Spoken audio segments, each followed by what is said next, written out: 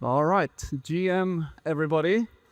I'm Fredrik, CEO and co-founder of Dune, crypto's biggest data platform.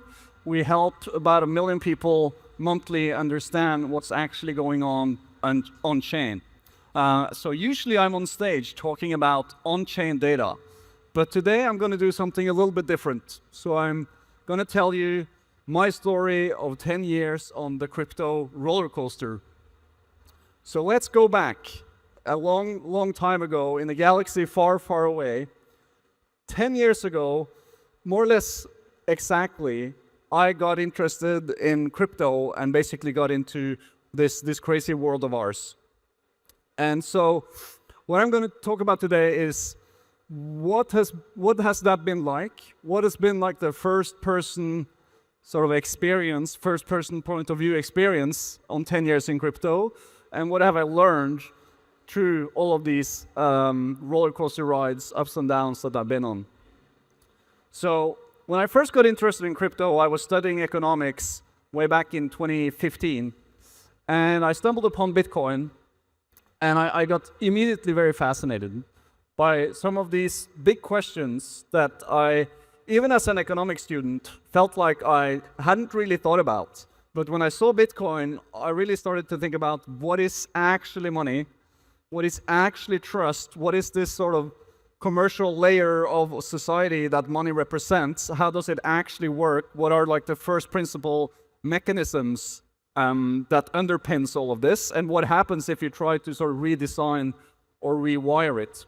So it's a very, very fascinating, sort of weird subculture time where all of these questions felt very, very sort of interesting. And then, sort of a little bit later, Ethereum came along, and suddenly you could program money. And you had this idea of actually you can like create logic on top of money while it's still sort of global and 24/7 and all these things. And I remember vividly reading this book and reading about the fact that you could pay a function. And this really blew my mind, that you can like actually send some money to a computer program to have it run some logic for you. That felt like a very, very novel, interesting idea. And it really was. And sort of shortly thereafter in 2017, you basically had the ICO boom. And so a lot of people programmed money to like do fundraising for like crazy projects. And so it kind of worked, but it was also kind of short-lived, and people raised obscene amounts of money for projects that had nothing really happening. No users, no claim on nothing. These were just really, tokens spun out of thin air, raising a bunch of money on the like current hype, and then, turns out they actually didn't have any users. So what happens then? Well, it's a crash. The Ethereum price went down 95% in 2018. And so me and my co-founder then said, hey, great time to build in crypto. Let's build a company. And so that's what we did. And we started Dune in the summer of 2018. And here's a picture from our failed YC application video. We didn't get in. Also, here's one of the very first Dune charts, which was drawn on a piece of paper by me. And my co-founder and CTO was utterly ashamed that we would go and try and sell, something that we really hadn't built yet. And we went to these hackathons, and I was pitching my heart out, showing people, literally a hand-drawn chart. So those were the humble beginnings back in 2018. And then, for the next couple of years, there was like a big hacker energy, I would say, in the space. There wasn't a lot of capital. There wasn't that much sort of scale of anything, but the people that were in the space were like really dedicated and really thought, after the ICO bust, that this thing is actually going to be something, and we can sort of challenge and change the world by building immutable code and smart contracts and whatnot. So it was a quite exciting time. It was like a challenger energy, like you can sort of really do stuff and we can build novel things, and a lot of interesting projects came out in this era, like Compound, of Uniswap, Maker, a lot of really novel on-chain ideas did appear here. And I remember, for instance, being really mind-blown by Uniswap. It was built by one guy when it first launched. It created a bunch of volume. We were tracking it on Dune, and it just really showed the power of building things on the blockchain, because you literally had one guy building on a 100K grant or something, like a global exchange that's really grew quickly. So it was really exciting. And then in 2020 and 2021 in particular, things grew extremely fast. And suddenly, everything changed from being this sort of underground niche thing to really going mainstream. It was all over the media. You had these huge events. I remember going to Eat Denver after the pandemic, and it was such a huge event suddenly. Before the pandemic, it was just like this small, weird hacker thing. And suddenly there were people everywhere, took over the town. It was like massive. And we thought that, okay, now we're going to just like disrupt everything all at once overnight, because like the hockey sticks are everywhere. This is happening now. I also remember seeing for the first time in person someone looking at a Dune dashboard sitting next to us in a cafe, and it was like mind-blowing that we had actual users in the real world. But then, of course, again, max pain occurred. Turns out we didn't disrupt everything overnight. ETH price, again, was down 80% in 6 months. You had the biggest player, and like one of the biggest players, one of the biggest brands, that had gone super mainstream, turns out to be a fraud. And the whole industry was in a really bad spot. And obviously the regulatory situation was horrible. All legitimate projects got sort of subpoenaed and had regulatory problems.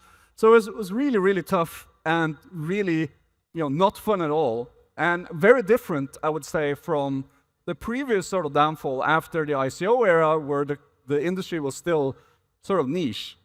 And so there was this very tough period where you kind of really had to fight and dig deep to keep going. And it was very different to be in this position after the big promise, where it felt like the industry had overpromised and then hit this big downturn. And that felt very, very different than the 2018 era, when the whole thing was kind of still small. So now we sort of, as an industry, had promised so many things that didn't really happen, didn't really play out. And it's quite painful. So here's Mats, my co-founder, and one of our investors, Nick at USV, on a whiteboard trying to figure out what the hell we're even doing, how this whole thing, is going to make sense and whatnot. And me and my co-founder back to eating some ramen. And what you got here also in this period was this like massive sort of speculation thing around meme coins instead of more innovation, in my mind. You basically had all these coins, all these things that were explicitly valueless, and it was all fun and games. And honestly, I found it pretty depressing. Like, this was not why I got into this space. This was not what I found novel. It did not give me the same energy as seeing like a Uniswap go live for the first time, or seeing, some of these actual really interesting new ways of solving real problems, when everything was just like get rich quick. The more scammy you are, the less likely you are to have troubles with the government and whatnot. And it was really, really tough, I would say. You really had to fight to keep going and see the purpose in all of this. But then, if you go 1 year forward to today, so this was basically just a year ago, what I just talked about, and then suddenly, things have really changed again. So now, suddenly, you have major fintechs. Here's the CEO of Stripe, Patrick Collison, posting on Hacker News why blockchains are so exciting. And he basically cites all of these ideas that were kind of obvious already, in a way back 10 years ago, but now they're actually happening. These things are so amazing for payments because they're instant, the fees are lower, it's more reliable, there's efficient conversion between all kinds of long tail assets, you have access to USD globally, and regulations are actually here. So just an amazing set of things. And he goes on the internet and talks about this. This is a $90 billion fintech company. And so finally, it feels like now it is really happening.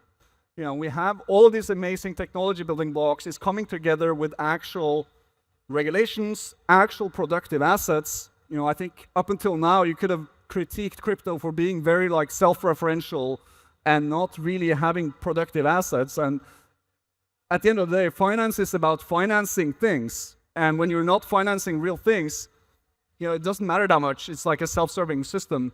But when you actually take stocks that's going on chain, US dollars, T-bills, all of these type of things, you're suddenly, get utility from the superpowers of the underlying technology that crypto has to offer. So now we're here, what have we learned? 10 years, on this crazy roller coaster. So first of all, I think it's really, really important to think from first principles and think long term. And this is an industry that's so full of narratives, so full of like short-term things happening that you sometimes think, oh, I got to be on this thing, I got to be on that thing. But there are just like countless narratives that come and go and doesn't matter, long term. So DAOs, token curated registries, there's like all these kinds of crazy, very cool ideas that you could go and raise like a $10 million seed round in a month if you just put it in the slide deck. But right now it doesn't matter. And nothing matters if you're not able to actually get and retain users. And, absent airdrops, absent narratives, like, is this still a valuable, useful thing? And, I think that the reasons I got into crypto are still valid. Even if FTX happened, if you reason from first principles, it didn't break any of the amazing properties of crypto, but narrative-wise, it felt horrible. So you really got to dig, deep down into what is the logic here, why will this make sense? In 5, 10 years, is this thing going to matter? And then now it's actually playing out, but it's going to take a long time. Like, I've been in this industry for 10 years, and now it feels like it's happening, but it's been a long ride, and I think anyone that gets in and thinks everything's going to change overnight, it's not true. Technology takes time to get out into the world and get real usage.